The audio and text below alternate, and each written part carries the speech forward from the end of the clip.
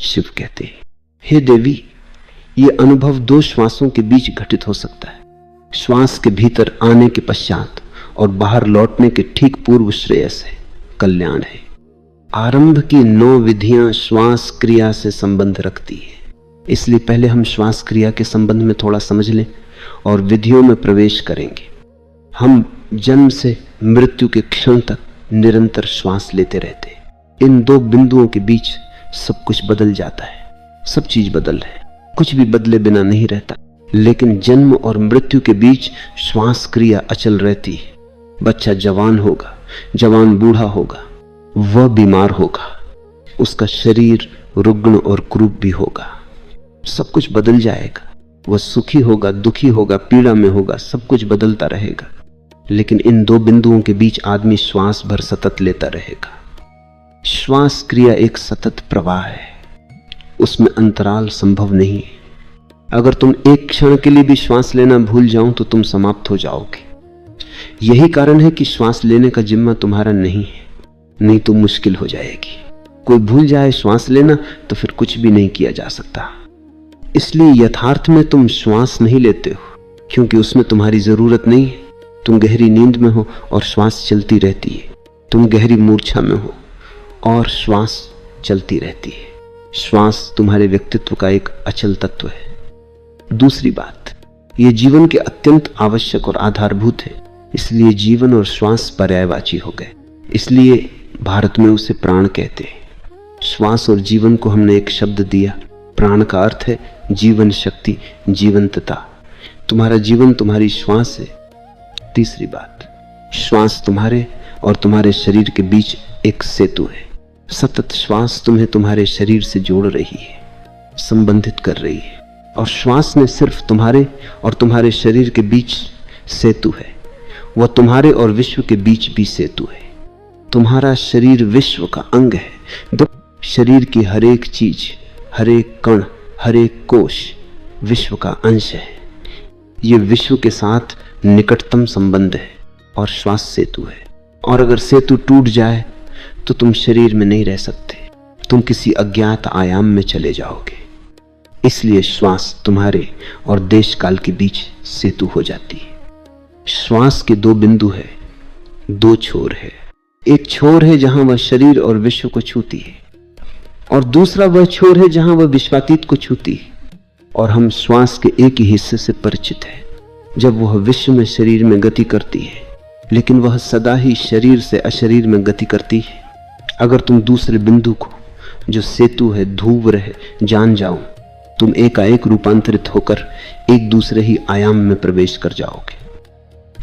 लेकिन याद रखो, शिव जो कहते हैं वो योग नहीं है, वह तंत्र है। योग श्वास पर काम करता है, लेकिन योग और तंत्र के काम में बुनियादी फर्क है। योग श्वास क्रिया को व्यवस्थित करने की चेष्टा करता है। अगर तुम अपनी श्वास को व्यवस्था दो तो तुम्हारा स्वास्थ्य सुधर जाएगा। इसके रहस्यों को समझो तो तुम्हें स्वास्थ्य और दीर्घ जीवन मिलेगा। तुम ज्यादा बल, ज्यादा ओजस्वी, ज्यादा जीवंत, ज्यादा ताजा हो जाओगे। लेकिन तंत्र का इससे कुछ लेना देना नहीं है। तंत्र श्वास की व्यवस्था की चिंता नहीं करता। 3 भीतर की ओर मुड़ने के लिए वह श्वास क्रिया का उपयोग भर करता है। तंत्र में साधक को किसी विशेष ढंग की श्वास का अभ्यास नहीं करना चाहिए। कोई विशेष प्राणायाम नहीं साधना है। प्राण को लयबद्ध नहीं बनाना है। बस उसके कुछ विशेष बिंदुओं के प्रति बोधपूर्ण होना है। श्वास प्रश्वास के कुछ बिंदु है जिन्हें हम नहीं जानते। हम सदा श्वास लेते हैं, श्वास के साथ जन्मते हैं, श्वास के साथ मरते हैं, लेकिन उसके कुछ महत्वपूर्ण बिंदुओं को बोध नहीं है। और यह हैरानी की बात है, मनुष्य अंतरिक्ष की गहराइयों में उतर रहा है, खोज रहा है, वह चांद पर पहुंच गया है, लेकिन वह अपने जीवन के इस निकटतम बिंदु को समझ नहीं सका। श्वास के कुछ बिंदु है जिसे तुमने कभी देखा नहीं है। वे बिंदु द्वार है, तुम्हारे निकटतम द्वार है, जिनसे होकर तुम एक दूसरे ही संसार में, एक दूसरे ही अस्तित्व में, एक दूसरी ही चेतना में प्रवेश कर सकते हो। लेकिन वह बिंदु बहुत सूक्ष्म है। जो चीज जितनी निकट हो उतनी ही कठिन मालूम पड़ेगी। श्वास तुम्हारे इतना करीब है कि उसके बीच स्थान ही नहीं बना रहता, या इतना अल्प स्थान है कि उसे देखने के लिए बहुत सूक्ष्म दृष्टि चाहिए। तभी तुम उन बिंदुओं के प्रति बोधपूर्ण हो सकते हो। ये बिंदु इन विधियों के आधार है। शिव उत्तर में कहते, हे देवी, ये अनुभव 2 श्वासों के बीच घटित हो सकता है।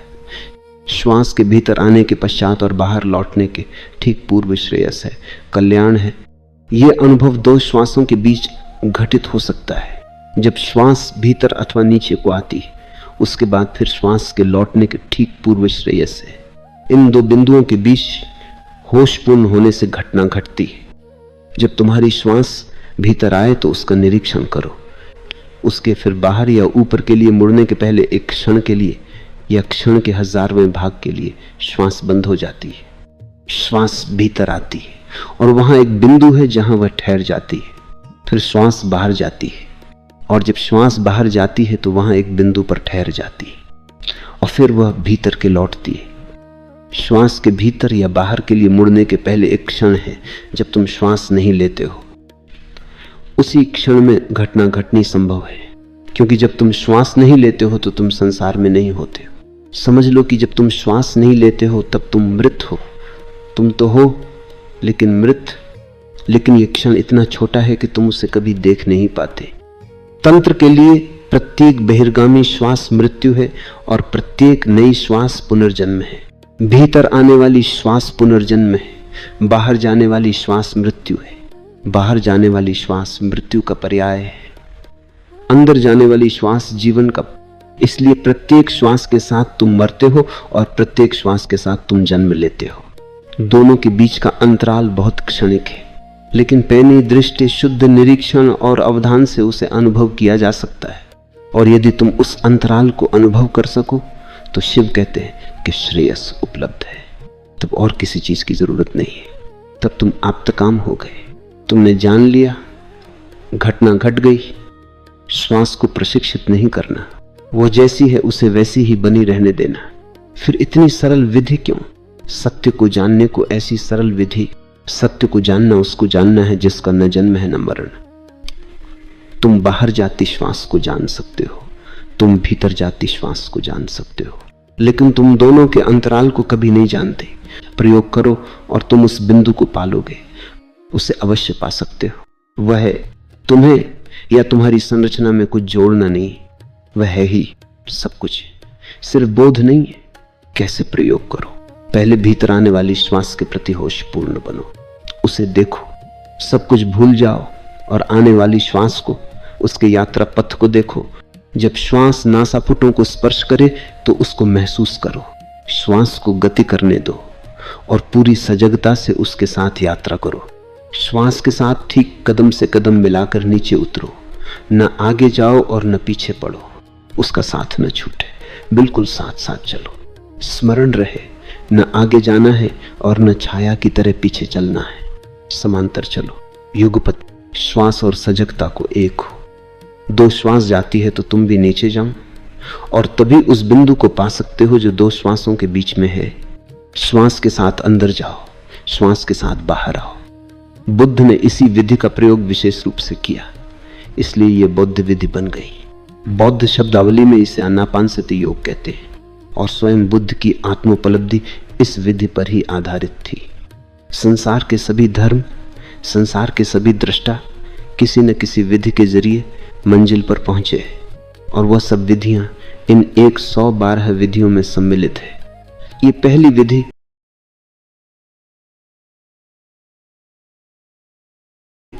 बौद्ध विधि है। दुनिया इसे बौद्ध विधि के रूप में जानती है क्योंकि बुद्ध इसके द्वारा ही निर्वाण को उपलब्ध हुए थे। बुद्ध ने कहा है, अपनी श्वास प्रश्वास के प्रति सजग रहो। अंदर जाती बाहर आती श्वास के प्रति होश पूर्ण हो जाओ। बुद्ध अंतराल की चर्चा नहीं करते क्योंकि उसकी जरूरत ही नहीं है। 0-3 बुद्ध ने सोचा और समझा कि अगर तुम अंतराल की 2 श्वासों के बीच के विराम की फिक्र करने लगे तो उससे तुम्हारी सजगता खंडित होगी। इसलिए उन्होंने सिर्फ ये कहा कि होश रखो। जब श्वास भीतर आए तो तुम भी उसके साथ भीतर जाओ और जब श्वास बाहर आए तो तुम उसके साथ बाहर आओ। विधि के दूसरे हिस्से के संबंध में बुद्ध कुछ नहीं कहते। इसका कारण यह है कि बुद्ध बहुत साधारण लोगों से, सीधे साधे लोगों से बोल रहे थे। वे उनसे अंतराल की बात करते तो उससे लोगों में अंतराल को पाने की एक अलग कामना निर्मित हो जाती और ये अंतराल को पाने की कामना बोध में बाधा बन जाती है।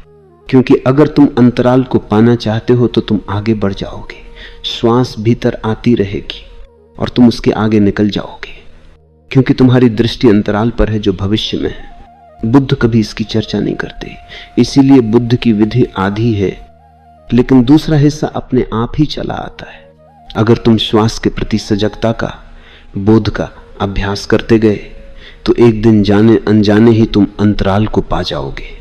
क्योंकि जैसे जैसे तुम्हारा बोध तीव्र, गहरा और सघन होगा, जैसे जैसे तुम्हारा बोध स्पष्ट आकार लेगा, जब सारा संसार भूल जाएगा, बस श्वास का आना जाना ही एकमात्र बोध रह जाएगा, तब अचानक तुम उस अंतराल को अनुभव करोगे जिसमें श्वास नहीं है। अगर तुम सूक्ष्मता से श्वास प्रश्वास के साथ यात्रा कर रहे हो तो उस स्थिति के प्रति अबोध कैसे रह सकते हो जहां श्वास नहीं है? वह क्षण आ ही जाएगा जब तुम महसूस करोगे कि अब श्वास न जाती है न आती है, श्वास क्रिया बिल्कुल ठहर गई है और उसी ठहराव में श्रेयस का वास है। ये एक विधि लाखों करोड़ों लोगों के लिए पर्याप्त है। सदियों तक समूचा एशिया इस एक विधि के साथ जिया और उसका प्रयोग करता रहा। तिब्बत, चीन, जापान, बर्मा, नेपाल और श्रीलंका, भारत को छोड़कर समस्त एशिया सदियों तक इस एक विधि का उपयोग करता रहा और इस एक विधि के द्वारा हजारों हजारों व्यक्ति ज्ञान को उपलब्ध हुए।